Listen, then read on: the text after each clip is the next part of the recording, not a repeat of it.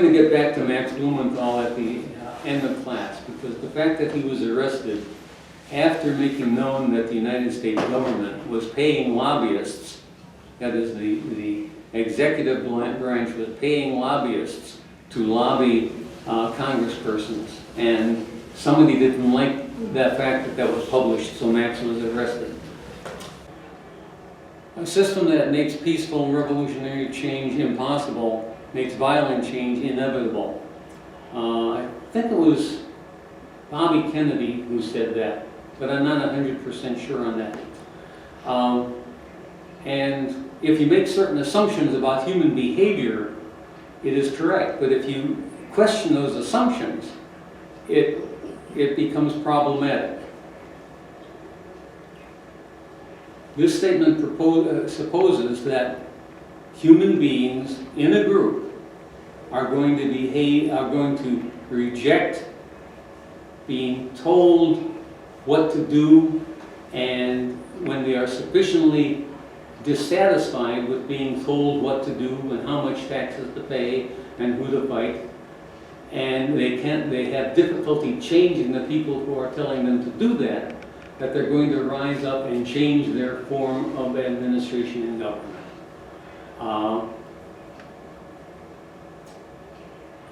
If the supposition is that the people are going to resist being pushed down and oppressed, then the statement Bobby Kennedy makes is probably true. But if that supposition is incorrect, if human beings can in fact be brainwashed, if they can in fact be intimidated to the point of subjecting themselves to an unpleasant authority, then what Bobby Kennedy said is wrong. Aldous Huxley wrote Brave New World, and George Orwell wrote 1984. Both of these are called dystopias of the future. Orwell thought that human beings were going to ultimately be controlled by intimidation. Aldous Huxley thought they were eventually going to be controlled by seduction. Whether you're being seduced in the embryo to believe that your government is looking after you, and the rest of the American legend, then there will be no reason to rise up, because everything is just the way you want it to be. And they know a very interesting thing, which blows away all of our thinking. Because we're still locked in the Henry Ford past of 100 years ago. We think that the CEOs of major companies, when they make products, right, that they will pay us a good amount so we can buy the products. They think we, the consumers, are part of something with that. We're not anymore. That's not how they think of it. That's not how they think of it. Because they live in a world where they know that we are quite willing to redistribute massive amounts of wealth upwards. We don't object. We actually let them take immense amounts of money and really kind of alter the whole economic structure. And we basically say, well, some of it will trickle down on us. And they know also that they can do global trade deals that literally take away our small d democratic rights to make fundamental decisions about the environment, about work life, about our communities, about almost everything that matters to us.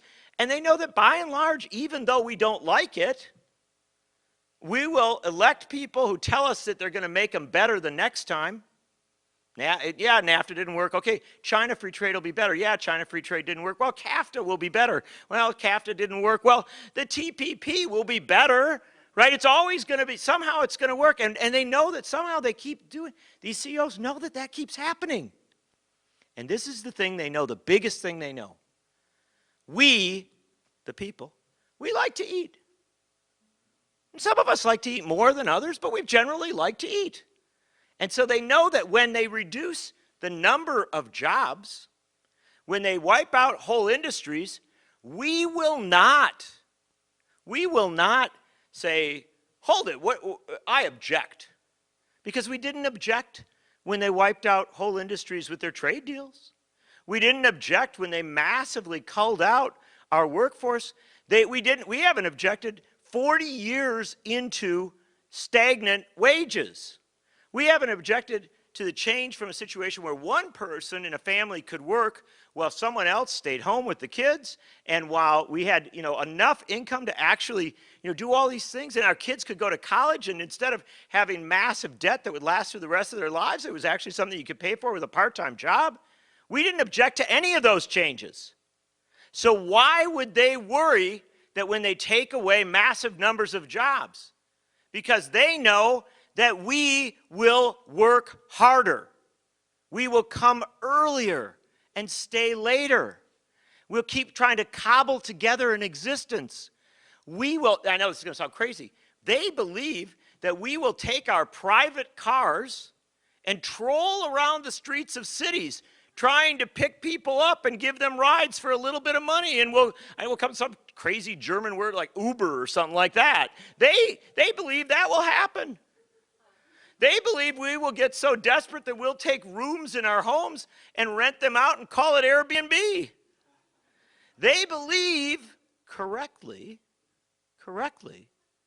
that even as they cull out stable jobs that have real hours and schedules and benefits and enough pay to support people, they know that we'll just keep trying to cobble something together. And so they don't see this as some sort of bad calculus. They believe that there's a whole bunch more wealth to be redistributed upwards. And they also know something else. The last institutions that will ever talk about this in a serious way are those that make up our media.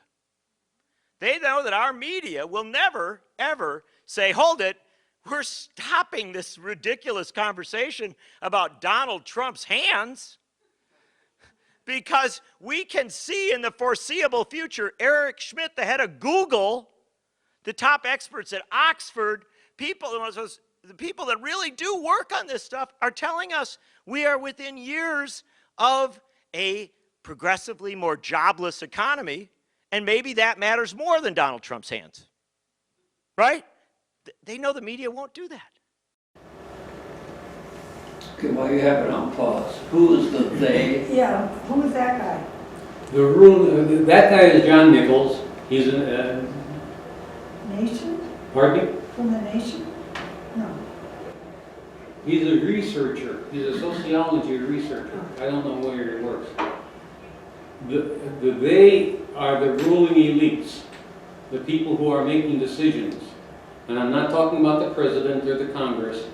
And I may be talking about the Round Table in England. I may be talking about the Bilderberg Group. I may be talking about the Illuminati. We'll just call them the ruling elites who make the real decisions. Okay. Okay? Yeah, he used they about 50 times in his. Well,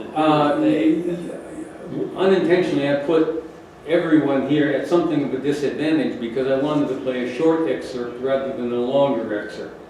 This is part of a longer set of two speeches, one that is given by McChesney, but I don't recall the gentleman's first name, and John Nichols. Both of them sociology researchers who have done research on the American response to the shipping of jobs overseas. John's message says something about us, Westerners, and our willingness to be sheeped or shorn. The film that I'm going to show you is done by John Whitehead, who is the head of the Rutherford Institute, who is a lawyer and defender of people who have been oppressed by the government and who is attempting to show the American people the extent to which they already live in a police state.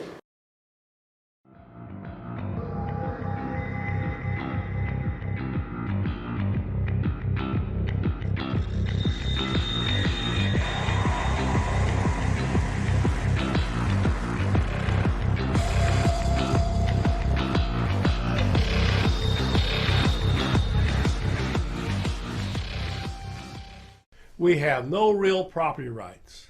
Think about that for a moment. That house you live in, that car you drive, that small or not so small acreage of land that has been passed down through your family, or that you have scrimped and saved to acquire, whatever money you manage to keep in your bank account after the government and its cronies have taken their first and second and third cut, none of it is safe from the government's greedy grasp. At no point do you ever have any real ownership in anything other than the clothes on your back. Everything else can be seized by the government under one pretext or another: civil asset forfeiture, unpaid taxes, eminent domain, public interest, etc. The American dream has been reduced to a lease arrangement in which we are granted the privilege of endlessly paying out the nose for assets that are only ours so long as it suits the government's purposes. And when it doesn't suit the government's purposes, watch out. This is not a government that respects the rights of its citizenry or the law. Rather, this is a government that sells its citizens to the highest bidder and speaks to them in the language of force. Under such a fascist regime, the Fifth Amendment to our U.S. Constitution, which declares that no person shall be deprived of life, liberty, or property without due process of law, nor shall private property be taken for public use without just compensation, has become yet another broken shield, incapable of rendering any protection against corporate greed, while allowing the government to justify all manner of takings in the name of the so-called public good. Practically, folks, anything goes now. Ever since the U.S. Supreme Court's decision in Kelo versus City of London, the government's limited power to acquire private lands in order to build a public structure like a school or a highway for so-called public use has been expanded. Now the government can make seizures for a public purpose, which in the government's eyes, can mean anything as long as it amounts to higher tax revenue. In Kelo, the city of New London, Connecticut, they wanted to condemn private homes as blighted in order to tear them down and allow a developer to build higher priced homes, a resort hotel, a conference center, and retail complexes to complement a new Pfizer pharmaceutical plant in the area.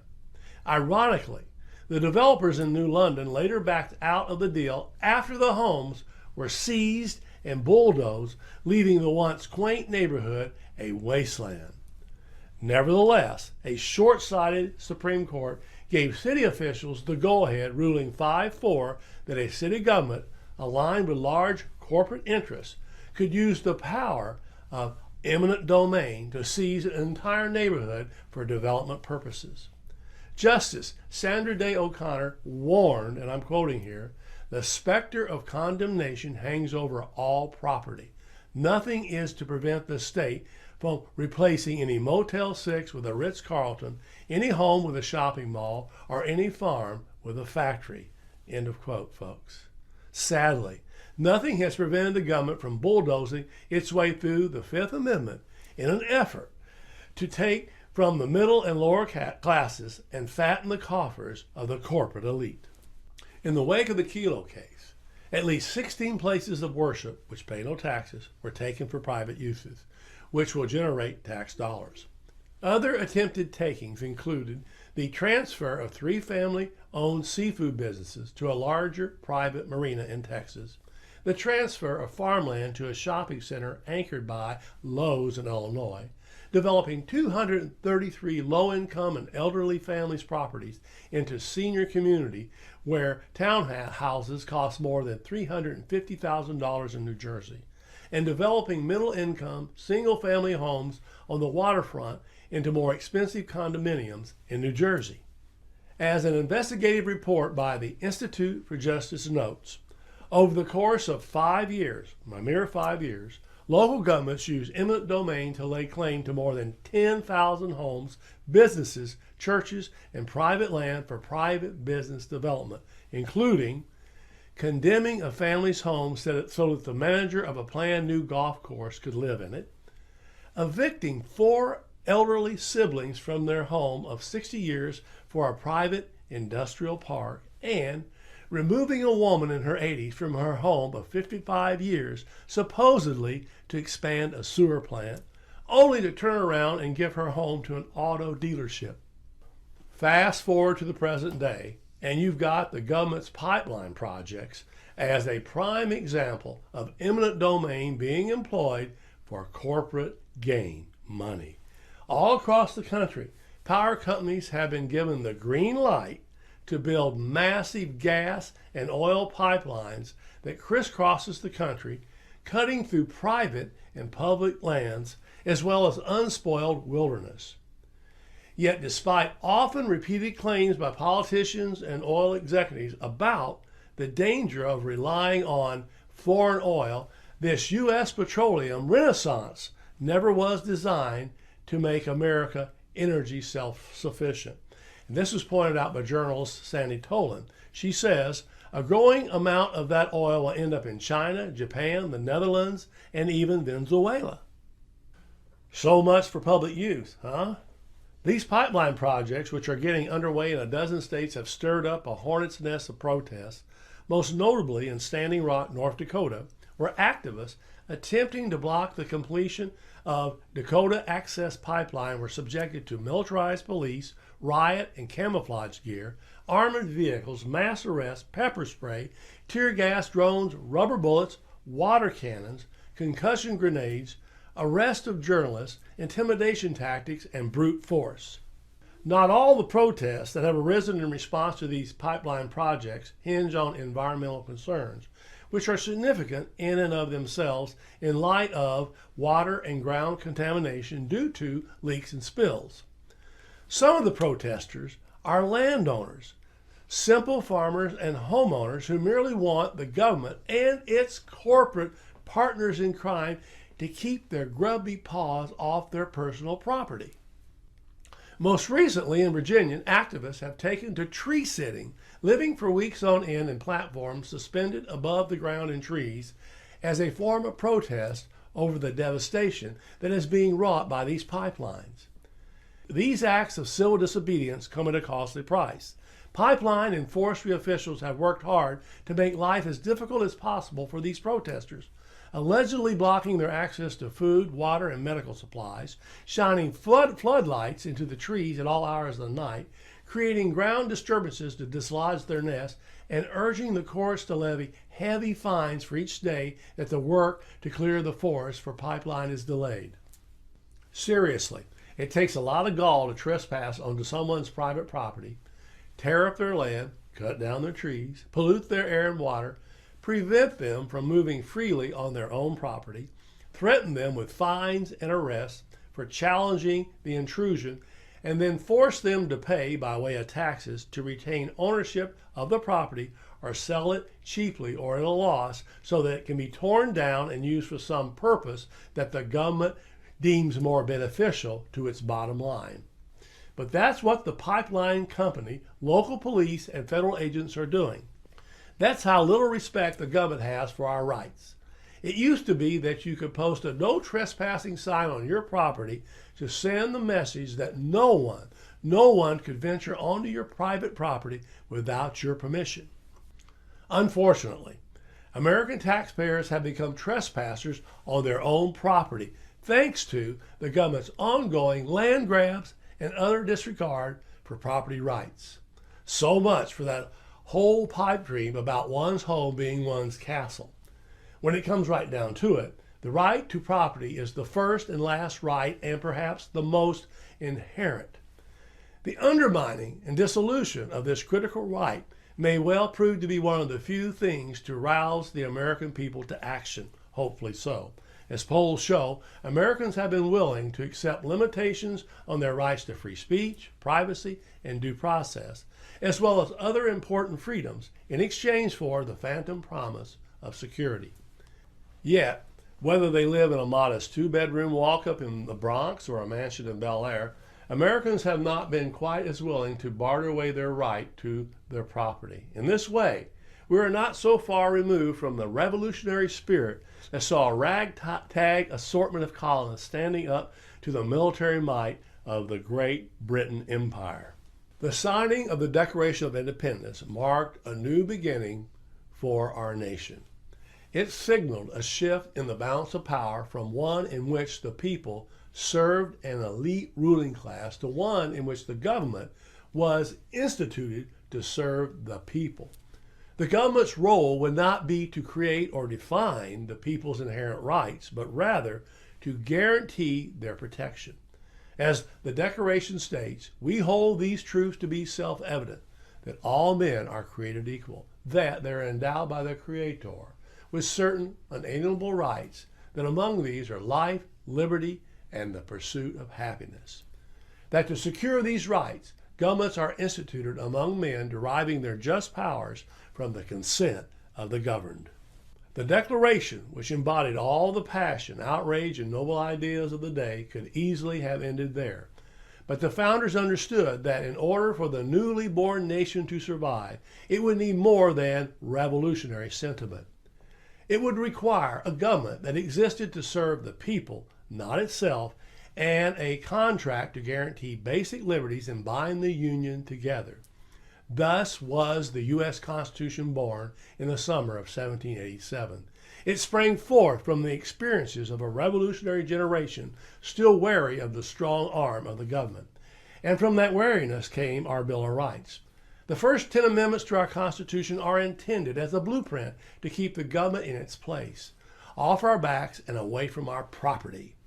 For early Americans, the right to own property was fundamental to all other rights. Now, mind you, the term property is much more fundamental and personal than just with land ownership.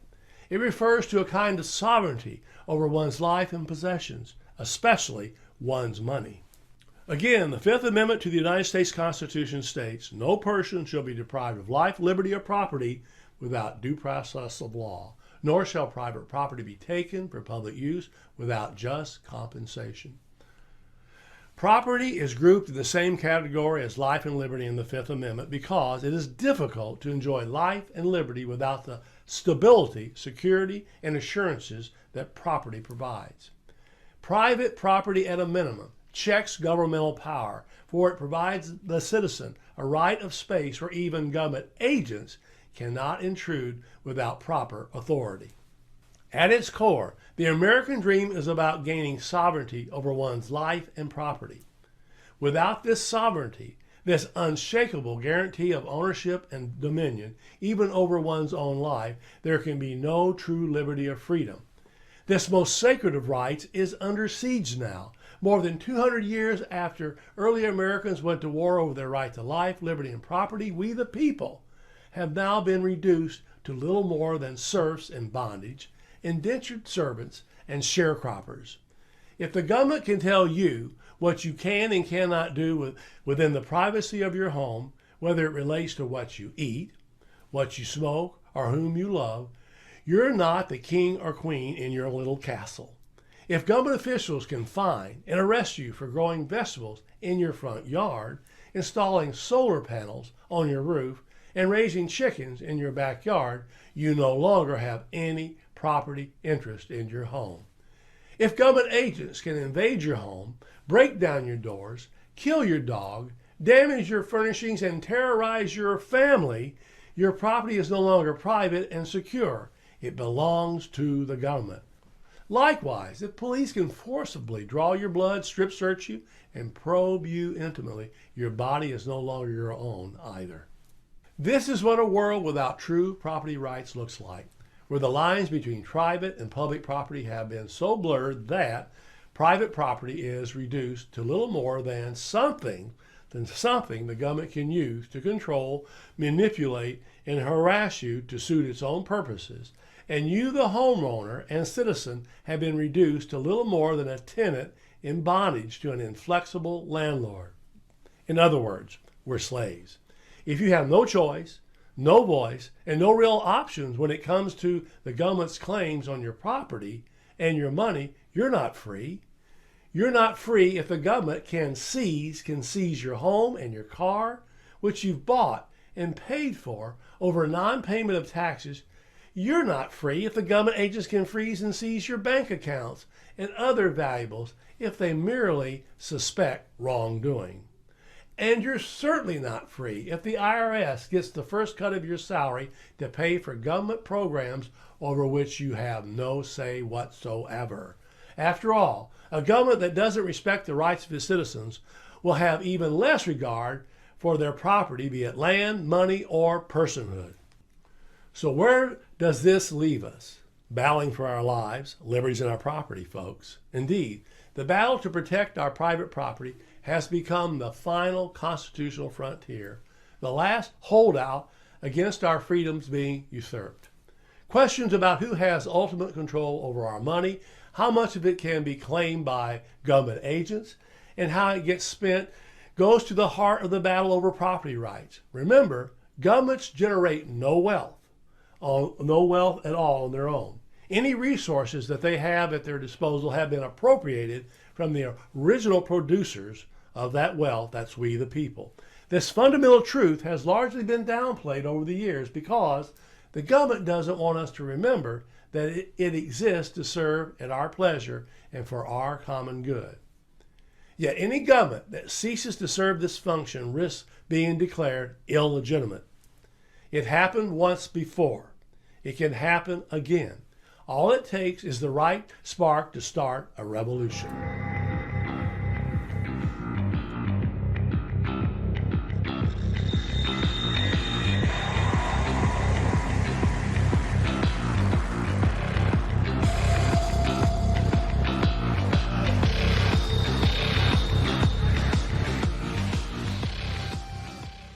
At one point, Mr. Whitehead is wrong. It takes more than a spark.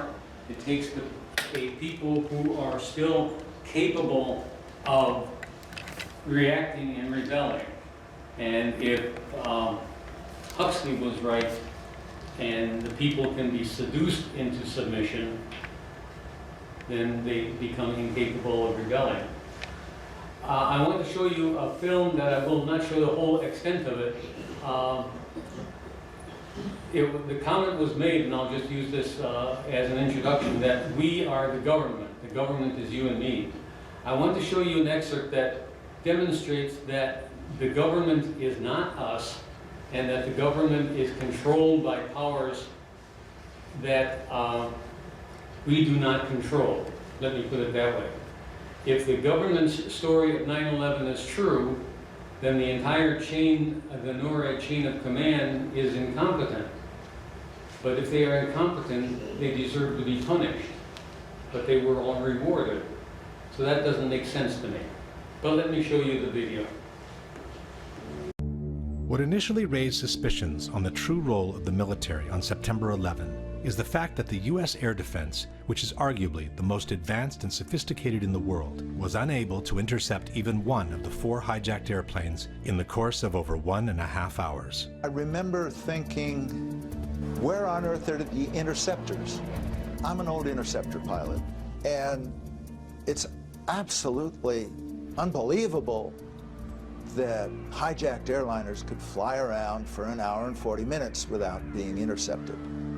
As a former Minister of National Defense, why did airplanes fly around for an hour and a half without interceptors being scrambled? Take them with a quick reaction alert. They should have been in the air in 5 minutes or 10 minutes. If not, as a Minister of National Defense, I would want to say, why not?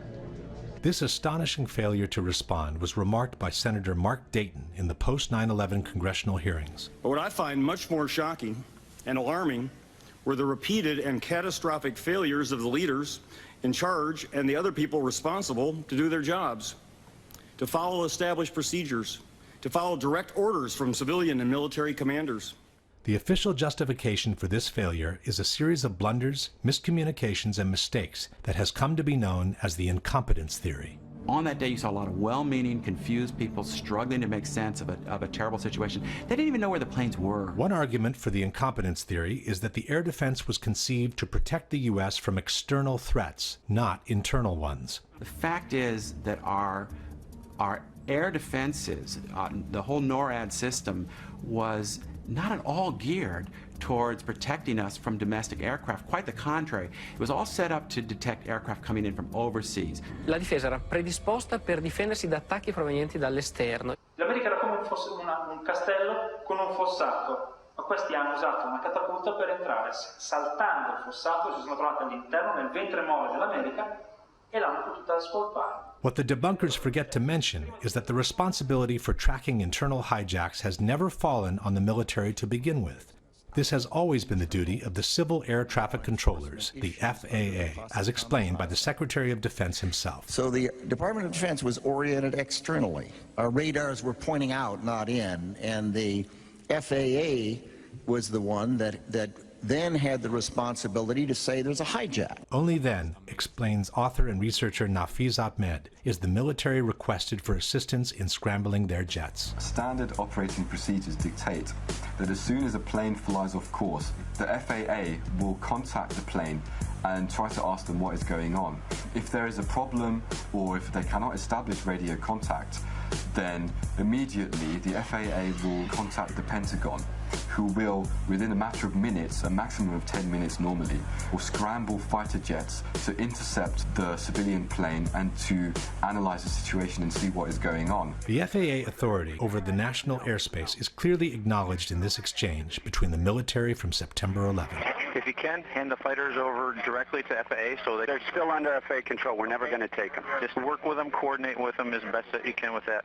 Take them to the area and let them handle that airspace. Another argument for the incompetence theory is that by turning off the transponders, the hijackers had made the airplanes very difficult to be tracked on radar. That can't be overstated. The fact that once the hijackers turned off the transponders, you had air traffic control who were looking at something like 4,500 primary radar blips. They were trying to pick out the plane that they just lost. Non sapevano dove andare perché I terroristi hanno disattivato un dispositivo che si chiama transponder che localizza l'aeroplano. Spento quello, puff, sparisce il puntino. E dov'è? Non si sa dove è finito. This is not true. When the transponder is turned off, the controllers lose the information on the altitude, but they can still track the plane as a primary signal. The following example shows how long it took an air traffic controller to find American 11 on his screen after he was told the plane had been hijacked. Good morning, Washington. I got a situation here with American 11. We believe it's a possible hijack. Okay, tell me more. We lost radio communications with him. Then we lost his transponder.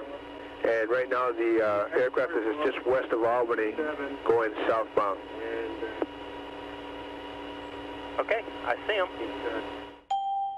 United 175 never turned the transponder off. It just switched codes. United 175 is 50 miles northwest of New York City when its transponder code is suddenly changed. As I look up, I notice that United 175's code has changed. I just turned around and radioed the pilot. My exact words were, United 175, recycle transponder squawk.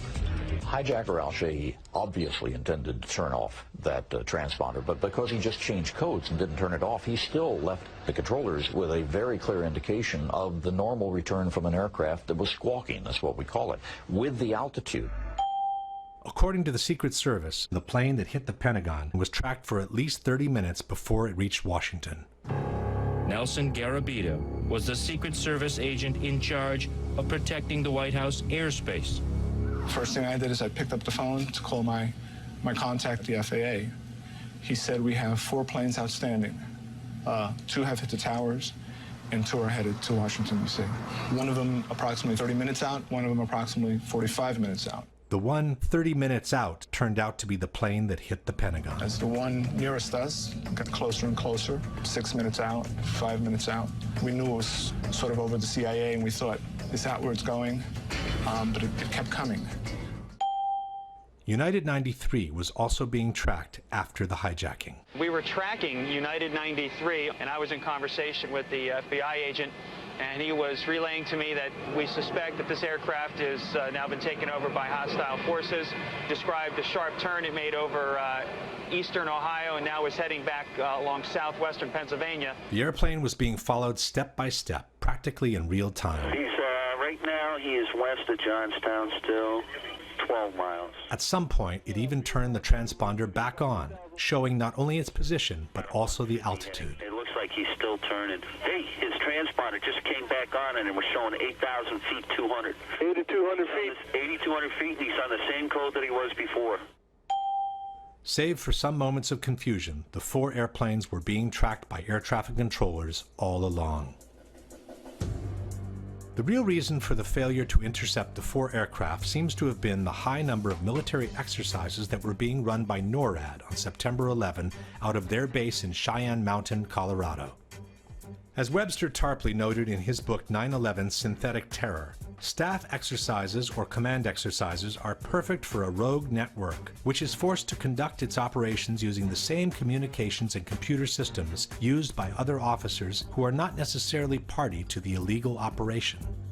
Interestingly enough, on the evening of September 10th, the security level for the NORAD computer system called Infocon had been dropped to normal, the lowest level. This made it easier for anyone to penetrate or compromise the computer networks of the air defense system. On September 11, between 4 and 10 military exercises had been scheduled, some of them involving false hijacks of commercial airplanes. This unusual number of exercises had 2 major consequences. 1, they moved a large number of fighters out to Canada and Alaska. 2, they created a major confusion in the system as soon as the real hijackings were reported. We have a hijacked aircraft headed towards New York, and we need you guys we need someone to scramble some F-16s or something up there to help us out. Is this real world or exercise? No, this is not an exercise, not a test. The process of authorization for scrambles was lengthy and complicated. Hey, I just talked to Otis here, and they said they needed a NIADS authorization. Confusion and pressure kept mounting. I don't know where I'm scrambling these guys to. I need a direction, destination.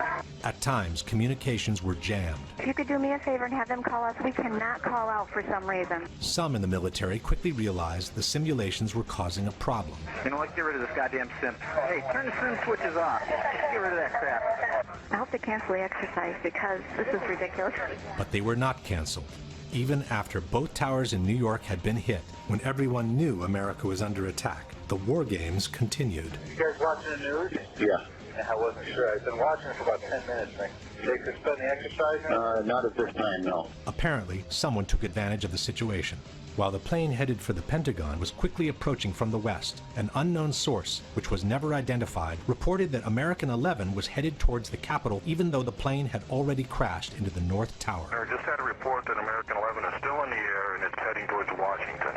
American 11 is still in the air? This attracted all the attention towards the so-called Phantom plane. He's still airborne, he's still a hijack out there, but we can't get a position on him. The jets from Langley were prepared to intercept it. I don't know if they might want to alert some aircraft down there, though, too. We have Langley on battle stations right now. Okay. Then they were scrambled straight for Washington. Foxy, scramble Langley, head towards the Washington area. Roger that. But a different command post, called Giant Killer, sent the fighters out to the ocean. Say again where you want him? We want him in the Whiskey 386 area. This didn't sit well with the operations center. Freaking Giant Killer and their wisdom sent him out over the water when we scrambled him to Washington. By the time the plane headed for the Pentagon was circling the Capitol, it was too late for the Langley jets to intercept it. Even after the Pentagon was hit, the war games were not suspended. And again, while United 93 was being hijacked, another false alarm attracted the attention in the opposite direction. Did you get the word? I got a Delta 89er southeast of Toledo. Delta 89, that's a hijack. They think it's possible hijack. Fuck, south of Cleveland, we have a code on him now. Good, pick it up, find it. Fuck, another one. Major Nazipany turned to Toledo Air Force Base. I'm sorry to be so brief and quick on this, but there's another possible hijack about 50 miles east of Toledo, and you guys are the closest, and we need somebody airborne. But instead of getting help, his authority was questioned. What authority is this coming from? What authority is this coming from? The DO is the best I can tell you. Nazipany vented his frustration to his superior, Colonel Meyer. He's going to tell his commander, the commander's going to call you, because he doesn't believe the authority. Then they tried Duluth Air Force Base. What about Duluth? Okay, Duluth, you got no fighters. Nazipany went all the way to the western quadrant looking for help. This is Major Cheney. Who is this? Hey, Kenny. This is Nasty. How you doing? Hey, Hey, doing all right. Hey, we're not doing so good right now. What I'd like to do, possibly steal some aircraft out of Fargo from you guys. But here, too, there were no planes ready for scramble. You're going to get 2 aircraft up in about 15 minutes. They tried Syracuse, but 20 minutes was the best they could do. Syracuse 2 airborne in 20 minutes. They tried Alpena, but the planes were just returning from their training. The Alpena thing isn't what we thought. There's 4 guys coming home from the range right now. They started looking for planes that were already up in the air for exercises. So, anybody in training, send them home. These training missions of Falcon, send them home. But those planes were spent at that point. They got no weapons. They just went on a strafing run up to the range. They blew all their load. By the time refueled and armed jets were finally scrambled, the Delta flight turned out to be another false alarm. He was a hijacked aircraft. He is not a hijacked aircraft. He's taking precautionary measures, and he's landing at Cleveland Center. Only after the Delta flight had landed were the war games finally suspended. Hello, this is Captain Taylor calling from China Mountain Control. Yes. What we need you to do right now is to terminate all exercise inputs coming into Cheyenne Mountain. By then, also the 4th hijacked airplane had been turned into a pile of smoking rubble. Yet General Myers, who was the highest military authority on September 11, has denied that the war games affected the military capacity of response. And the question was whether or not the activities of the 4 war games going on September 11th actually impaired our ability to respond to the attacks. The answer to the question is no, did not impair our response. General Myers forgot to mention that on the morning of September 11, only 4 planes were armed and ready to intercept terrorists in the eastern region of the country. I've determined, of course, that with only 4 aircraft, we cannot defend the whole northeastern United States. That was the sensation of frustration, of I don't have the forces available to do anything about this. Myers instead has even suggested that the war games helped the military response. General Eberhard, who was then the commander of North American Aerospace Defense Command, as he testified in front of the 9/11 Commission, I believe he told them that it enhanced our ability to respond. What that means is all the battle positions that are normally not filled are indeed filled. So it was an easy transition from an exercise into a real-world situation. Again, Myers forgot to mention that the transition took place only after all tragic events had ended, around 11 o'clock. By 11 o'clock, the sense of alarm had spread across the country. Fighter jets actually patrolling the skies. It was a war zone. Our skies were turned into a war zone. Everywhere you turn, it was military jets and helicopters everywhere. George Bush returned to Washington on the evening of September 11. The president finally returns to Washington. An escort of 6 helicopters was waiting for him. 300 fighters were defending the skies. Had there been 300 fighters ready to defend the skies on the morning of September 11, would the terrorist attacks have turned out the same way? I'm going to stop that for a second because I want to get to a different portion, and I don't want to wait for the whole darn thing to get through. Instances within the chain of command, which was a series of last-minute replacements and unexplained absences within the chain of command. The chairman of the Joint Chiefs of Staff was General Henry Shelton, but on September 11 he was absent, and his post was taken by his deputy, General Richard B. Myers. The FAA's National Operations Manager was Ben Sliney. On the morning of September 11, Sliney had been on that job for less than 1 day. The protocols required for Mr. Sliney to speak directly with the hijack coordinator, Lieutenant General Mike Canavan. But Canavan on that day was in Puerto Rico, and apparently he had forgotten to designate a replacement. In regards to the ensuing confusion, Mr. Sliney has stated, "That's incredible. There is only one person. There must be someone designated or someone who will assume the responsibility of issuing an order." At the head of the National Command Center was General Montague Winfield. But on the evening of September 10th, Winfield instructed Captain Charles Leidig to take his place on the following morning. Leidig had been just recently certified for that post and was also on his first day on the job. At the operation command of NEADS was Colonel Marr. When Marr called his superior, General Arnold, to get authorization to scramble the jets from Otis, he was told that Arnold was in a meeting where he could not be reached by telephone. Marr had to physically send a messenger looking for him. Precious minutes were lost as Marr waited for Arnold to return his call, and when the fighters were finally scrambled, it was too late for them to intercept American 11. The top commander in charge of NORAD was General Ralph Eberhard, who was stationed at Peterson Air Force Base in Colorado. Eberhard told the 9/11 Commission that he was made aware of the first hijacking practically at the same time American 11 slammed into the North Tower. He then went to his office and saw the CNN broadcast of the World Trade Center explosion. After the second impact, writes the Commission, it was obvious to Eberhard that there was an ongoing and coordinated terrorist attack.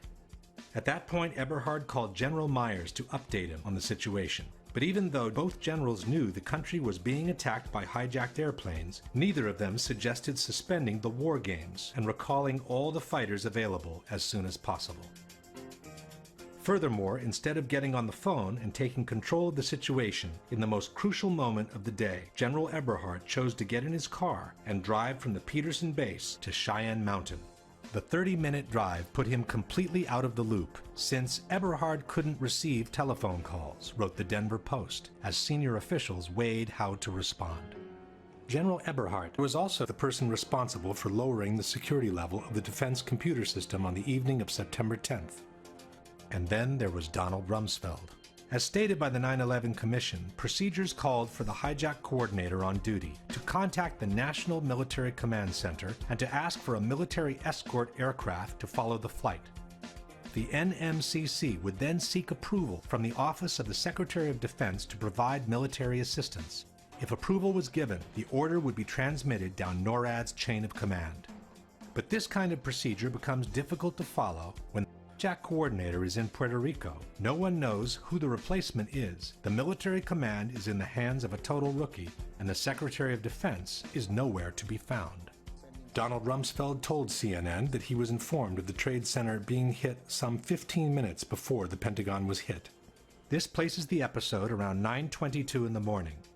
And after the Pentagon was hit, rather than go to the command center and take charge of the situation, the Secretary of Defense chose to lend a helping hand on the Pentagon's lawn. It's almost as if Rumsfeld didn't feel the need to be informed about what was happening to his country under attack. The Secretary of Defense is outside the burning building, while inside the Pentagon. For 30 minutes, we couldn't find him. And just as we began to worry, he walked into the door of the National Military Command Center. By the time Rumsfeld walked into that door, all major events had ended. In fact, Rumsfeld told the 9/11 Commission that he was just gaining situational awareness when he spoke with the Vice President at 10:39. That's more than 1.5 hours after the whole world knew that America was under attack.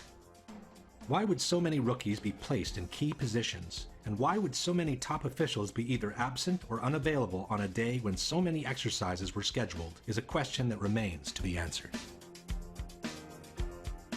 Question. After having realized that the country was being attacked by hijacked airplanes at 9:03, why didn't Eberhard immediately suspend all the war games and recall all the available jets to their bases? Why didn't Myers order him to do so after having been briefed by Eberhard on the ongoing attack? And why hasn't the 9/11 Commission ever asked either general these most fundamental questions? The final argument against the incompetence theory is offered by researcher Nafiz Ahmed. If we try to explain it by using the incompetence theory, it doesn't make sense. For example, if it was incompetence, we would expect that there would have been a normal inquiry into what went wrong. We would have expected that there would be some kind of reprimands, that certain officials would be downgraded, or they would lose their jobs, or something would have happened to correct the situation. But we find that there has been no such reprimands at all. Not only that didn't happen, but the opposite took place. After 9/11, most of the high-ranking people involved in this catastrophic failure were either confirmed to their posts or promoted to higher levels. Condoleezza Rice, who had misrepresented the information the government had on the attacks in a sworn testimony, kept her post as National Security Advisor and went on to become Secretary of State in the following Bush administration. General Eberhard, the NORAD commander who didn't think of recalling the war games as soon as he knew his country was under attack, was chosen to lead the newly created U.S. Northern Command, which the Department of Defense has termed the nation's premier military homeland defense organization. Donald Rumsfeld, who acted more like an estranged passerby than the Secretary of Defense, kept his post at the Pentagon and began enjoying the largest increase in military spending after the Vietnam War. Richard B. Myers, despite the total breakdown under his leadership, was promoted to chairman of the Joint Chiefs of Staff, the highest military post in the country. On September 13, confirmation hearings were held for General Myers as if nothing ever happened, while people were still being pulled alive from the rubble at Ground Zero.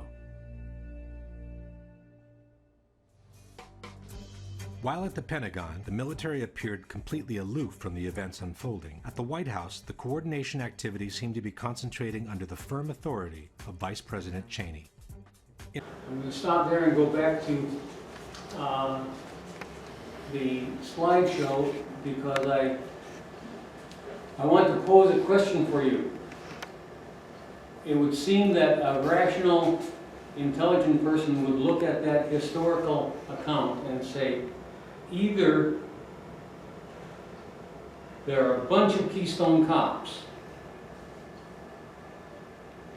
or the people who are in control don't want those planes intercepted. I don't know that there's a third explanation.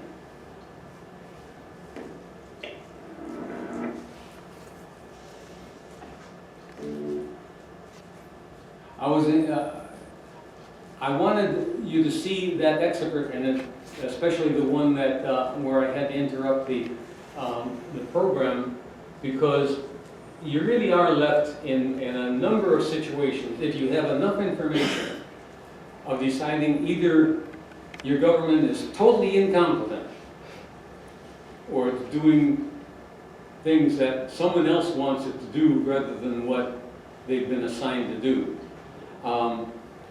I'm going to spare you a slow motion presentation of the Zapruder film of the Kennedy assassination, but our government tells us that he was shot from behind and yet his head flies to the rear.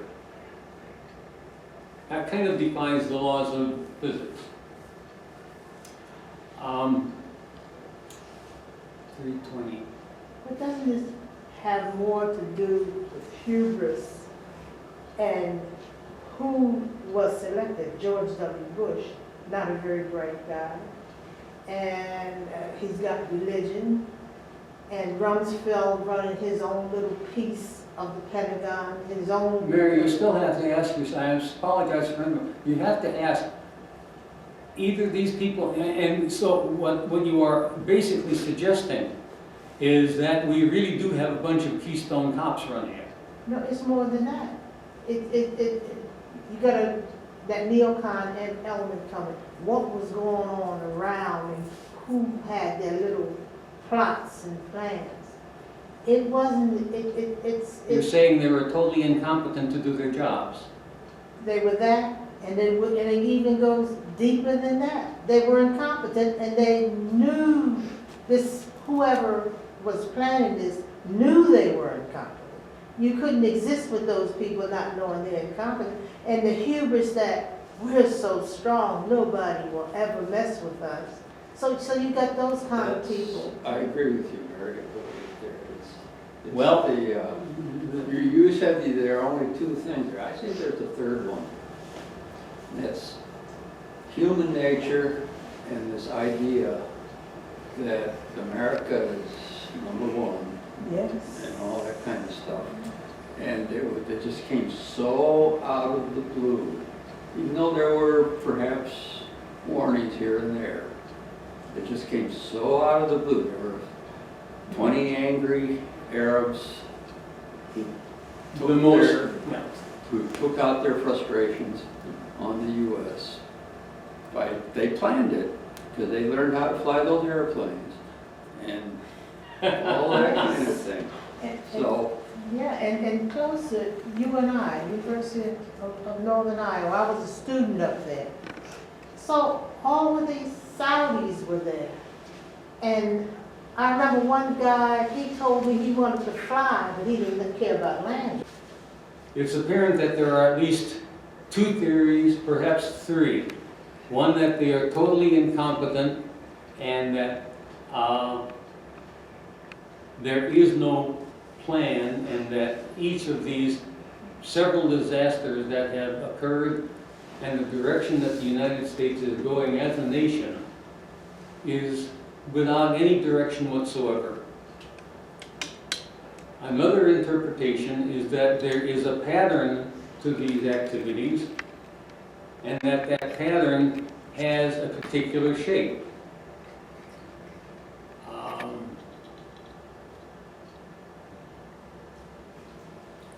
I guess the incompetence theory also involves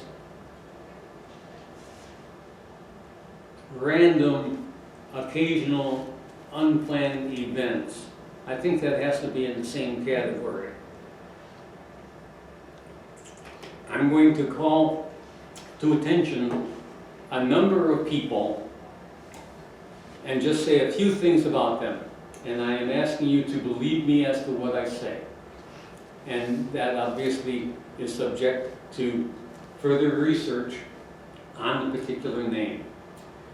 Gary Webb was an industrious journalist who was doing a very good job exposing a fact that the CIA was deeply involved in the providing of narcotics to South Los Angeles.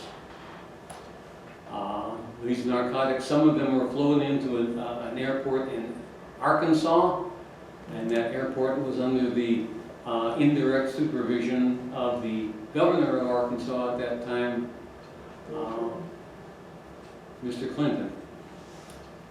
Gary Webb's automobile, one night after beginning this expose, started running at 100 plus miles an hour without apparent control and crashed at that high speed, killing its driver-occupant, Gary Webb. I'm going to jot down, now I'll stay with the sequence I have. Catherine Austin Fitz is a young lady who wanted to know how money works, so she got a degree from Wharton Institute in Philadelphia, and she was very smart, so she got a position on Wall Street, and she subsequently wrote a piece called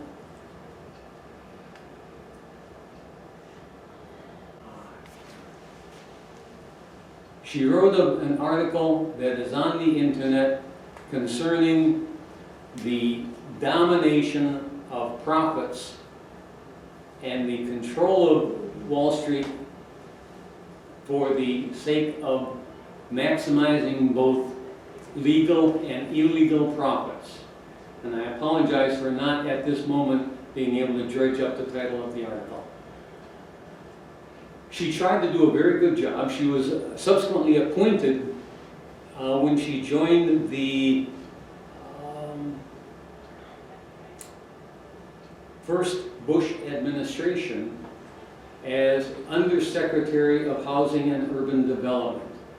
And because she was very good at mathematics, she developed a tool called Community Wizard that could identify and did identify all the places where the government was spending money and all the places where the government was collecting money, different agencies. With that instrument, she wanted to maximize the efficiency of the housing and urban development. She became the enemy of the people who were profiting from the way HUD was working, and she was let go from housing and urban development because she made enemies, not with the administrators of housing and urban development, but with the entrepreneurs and investors who wanted to buy properties made available by HUD. She was told when she was running her own firm that she was going to be going to prison because of the enemies that she made.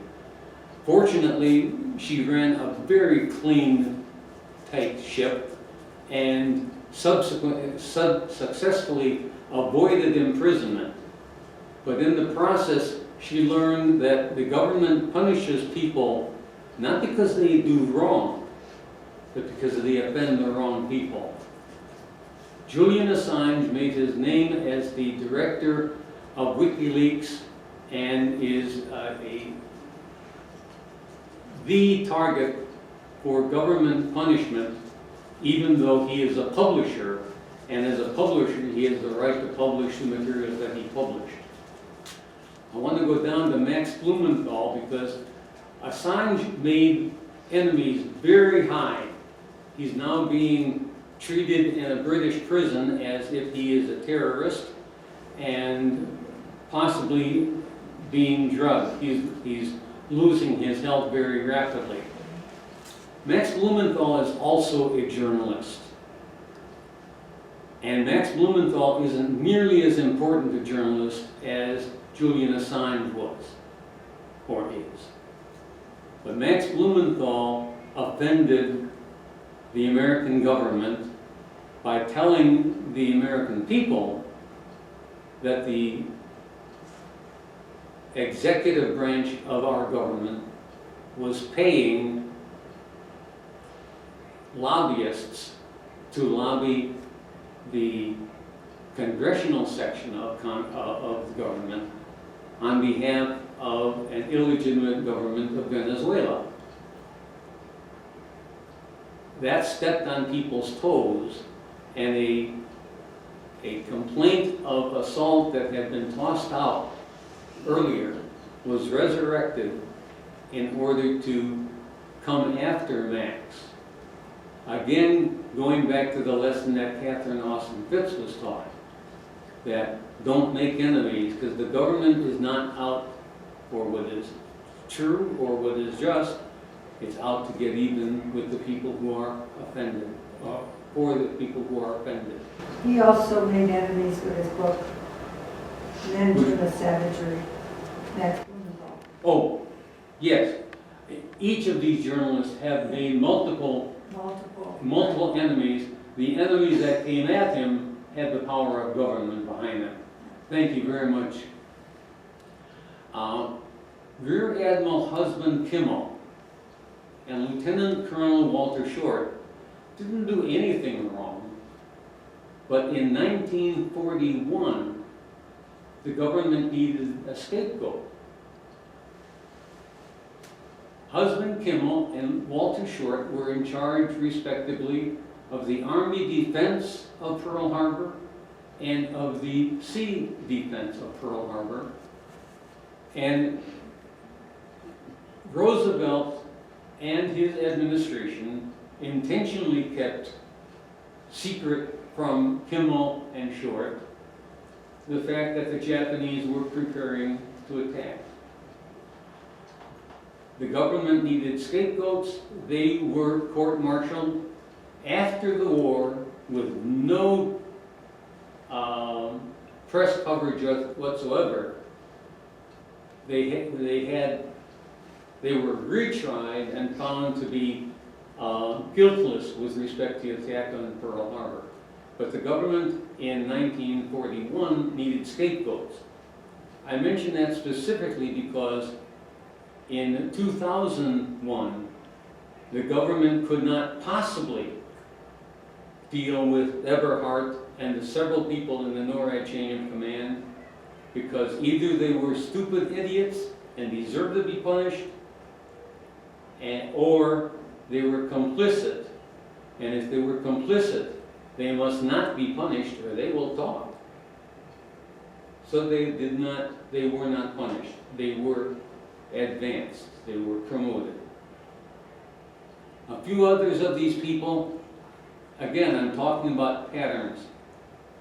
My group was interested, and appropriately so, a few weeks ago, in child exploitation.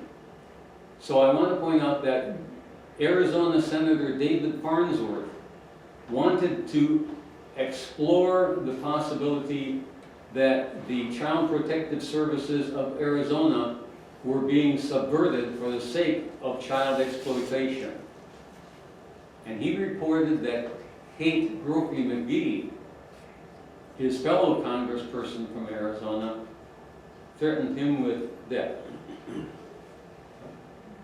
I I don't have that on tape, so I'll have to take his word for it. Larry Silverstein, also on the list, by the way, is one of those who have been rewarded by this system. Larry Silverstein had the good fortune of being in a position to lease the World Trade Centers for 100 years. He put approximately $400 million of his own in it, and he signed that contract. He was so intent on signing that contract that although he had been in a automobile accident and was in the hospital on a morphine drip, he had the doctors turn off the morphine drip, and after the morphine had worn off, went and signed the contract because he wanted dearly that contract to be signed. 4 months later, the Twin Towers fell, and eventually with judicial settlements, Larry Silverstein was $6 billion, with a B, $6 billion wealthier. I would say he was roundly rewarded. Let's see. I'll Can I stop add there. a very recent one? Please do. Tulsi Gabbard. She's the Democratic candidate. She's the only Democratic candidate that's forcefully objecting to our regime change wars around the world. She also, like Max Blumenthal, is the one of the few people that recognizes that in Syria, our government has been supporting terrorist, Al-Qaeda connected groups. Put your fingers down because they are terrorists. Well, I know. right, but you know, that they're Al-Qaeda and different Right. connected, and she has been smeared. I read 2 articles in the New York Times, really blatantly smeared, and Hillary Clinton has accused her of being a Russian asset pony. But she's made enemies with the wrong people, for sure. But that Gary Webb and the women who didn't have... Mary, I thought we had an agreement. Yeah, but you got the names up there, and I'm telling them, look at those names, the Clintons and that Webb, and Facebook. And the Devil's Bargain by Thad Green. There's a connection between that Webb guy and Jefferson and Mercer, Facebook, and Analytical. Time does not stop. No, that's the point. I am precisely making the point that these people form and fit into a pattern of rewarding people who are cooperating and punishing people who are not cooperating. Okay. So now Facebook is being punished, and we're supposed to not look at Google, and 2020 is coming up, and nobody's making the connection. Nobody makes a connection between Mercer and Analytical and the Koch brothers and what's happening in Iowa, what's happening in the world. Because it's a continuation. Right. And it is a continuation of a set of systems that I'm not going to look at any longer because in my personal opinion, and this is what I wanted to communicate with the regulars in this group, in my personal opinion, the system that is managing the United States government and the Western world for that matter is irreversibly corrupt. So I am very glad for people like John Whitehead and Richard Grove and a host of other people, and Diane isn't here, but Diane is intent on helping parents prevent their children from being vaccinated unnecessarily. The point that I'm making is we are not going to change the system above us. I am very much intent on working to save and work with individual people, but the system that is under which we are living is irreparable. I hope Bobby Kennedy was correct that those who make peaceful change impossible make violent change inevitable. I hope he was correct. I have little confidence that he is correct because I think the vast majority of the Americans are sheep.